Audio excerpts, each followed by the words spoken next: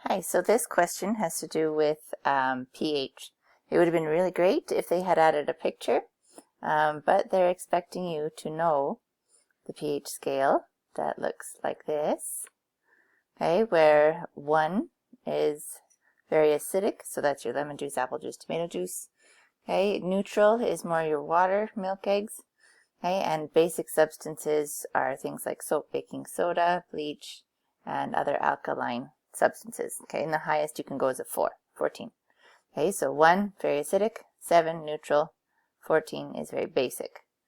Okay, so if this bromothimal, whatever, blue is an indicator that changes color, great. Okay, and it is blue if it's basic, so above 7.6.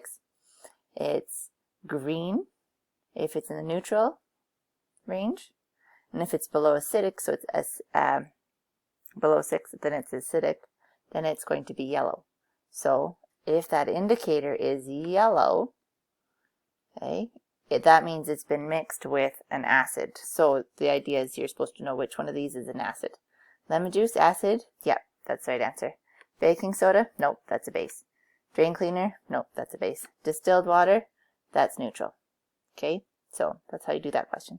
And I forgot number 21, so let's scroll up. Okay, which of the following roles is played by carbohydrates in human nutrition? Okay, so carbs, most people know, is sugar. Okay, things like bread, rice, baking, cookies. Okay, so their main job for humans is to act as an energy source. Right, so if the question had asked about vitamins, okay, that would have been B, assist enzyme function. Storage form of unused chemical energy, right? So if you don't use up all that energy, it stores as fat, okay?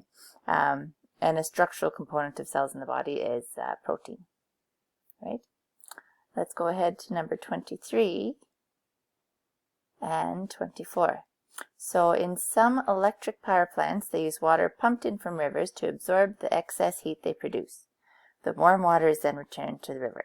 Okay, so there's our little, what does this have to do with real life story? Okay, so warm water is not great because it makes it so that you do not have as much dissolved oxygen for fish.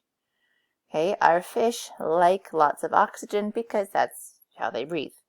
Okay, so if the water is nice and cold, okay, you have more oxygen, more species of fish, more actual organisms of fish can survive. Okay, when you don't have enough oxygen, just like with humans, no air means you can't breathe. Okay, so if the oxygen decreases, because the idea is that you know that warm water means less oxygen. Okay, so if there's less oxygen where the warm water is returned, what's going to happen to the species? Okay, so first of all, you're showing that you know that oxygen concentration decreases. You know that there's been less oxygen in the water now. Okay, so if you have less oxygen, that's bad, right?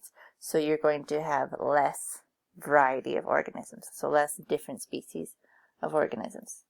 Okay, and hopefully you would have learned that one really good because they decided to ask another question about dissolved oxygen. So in question 24, it says if there's a large species of large trout, that means it's healthy. Okay, so we're going to look at these options to see which one means healthy lake.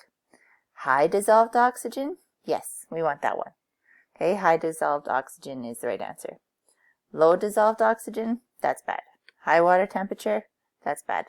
Low water pH, like acid, right? Acidic lake, that's bad. Okay, so A is the correct answer in this case.